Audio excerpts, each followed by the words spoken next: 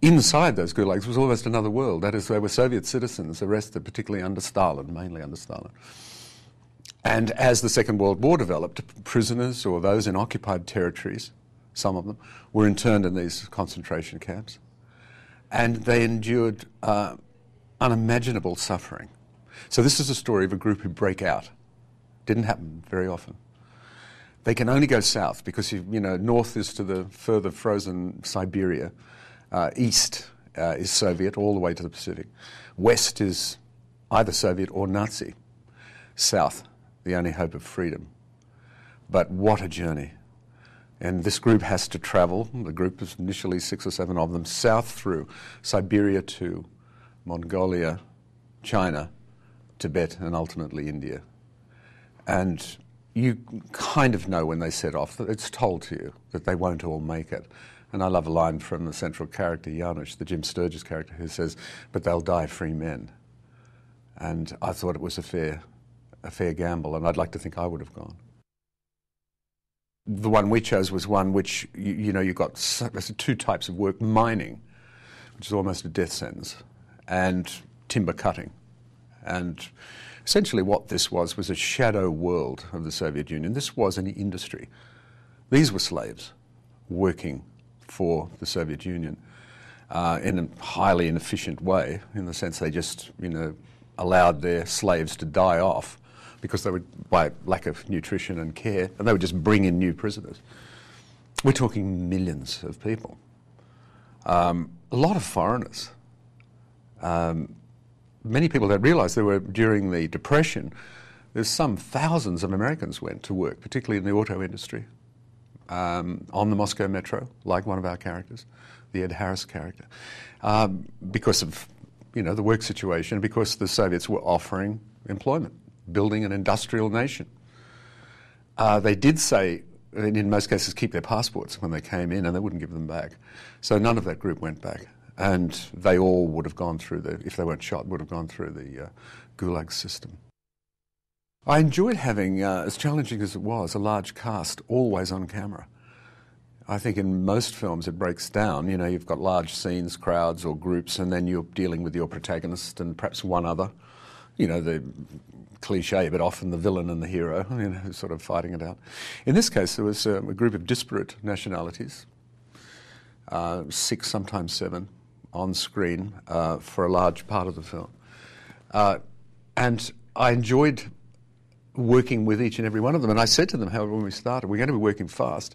You must do more than the normal homework with your characters. I'm leaving a lot of it up to you. Get your backstory worked out. And they were wonderful with that challenge. And they knew who they were.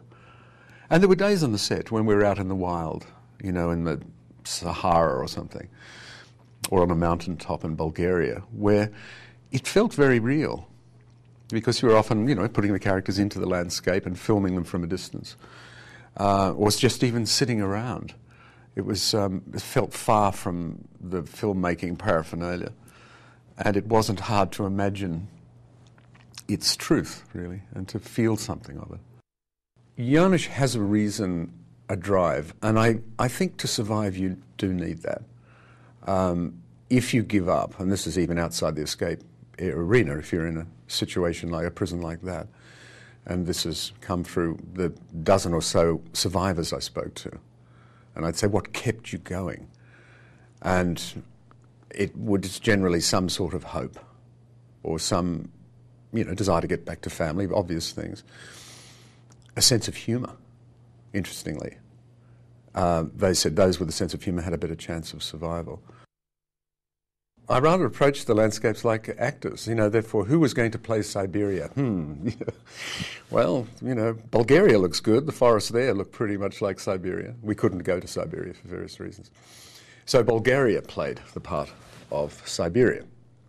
And there they had a wonderful big old Soviet-style studio we were in, and I think it was helpful in a way for me creatively that this country had suffered very much during the Soviet times. And many of the crew would tell me stories. So the next big casting I had was, if they were moving down south from Siberia, they reach Mongolia. I went and had a look there, can't film there, no infrastructure.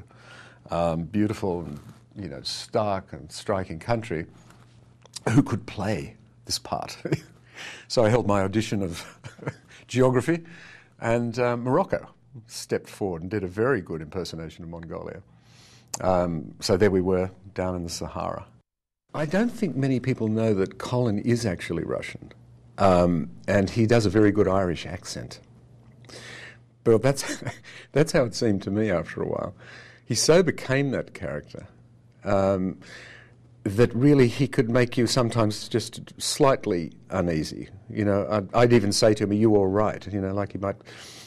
And he understood him, I think, better than I did, and I created the character and put it in the story. But from all my reading of these Soviet Urki criminal class people, when I say criminal class, it was exactly that. They'd have, you know, they would have lived in a sort of almost tribal way.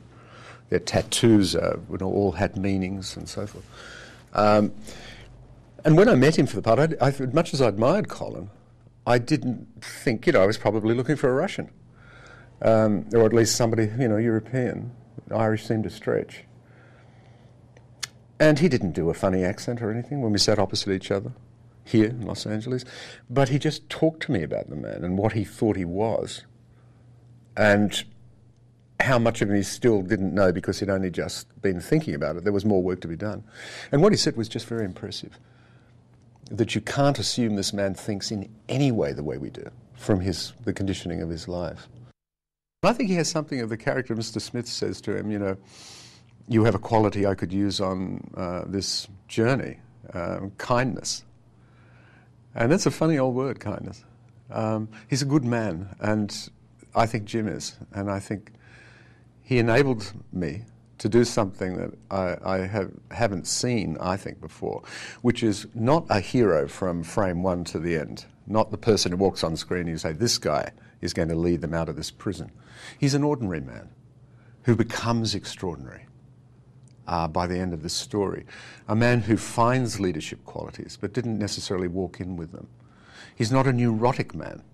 He's not a sort of obsessed man. He's not a man on a revenge quest. He's a man who has to get back and has to find his way back.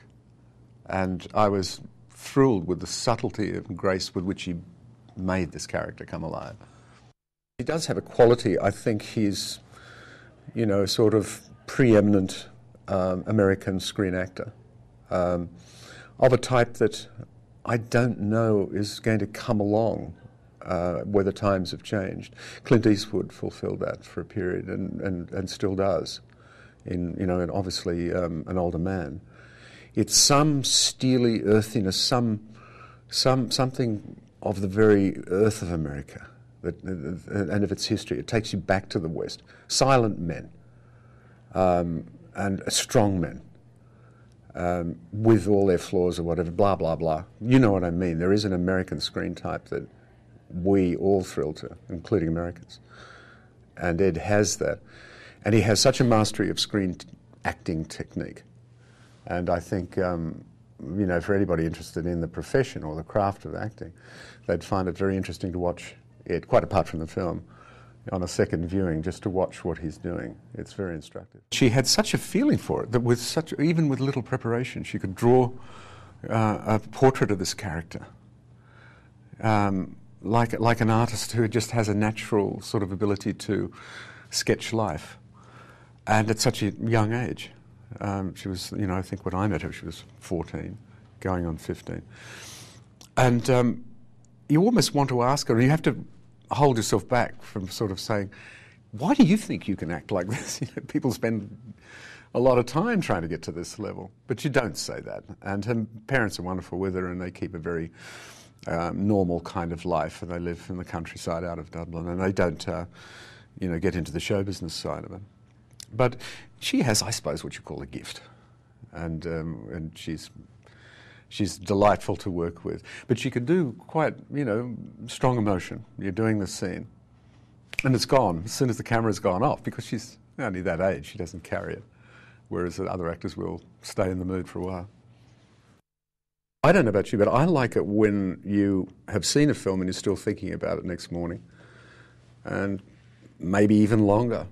And some rare ones you remember all your life.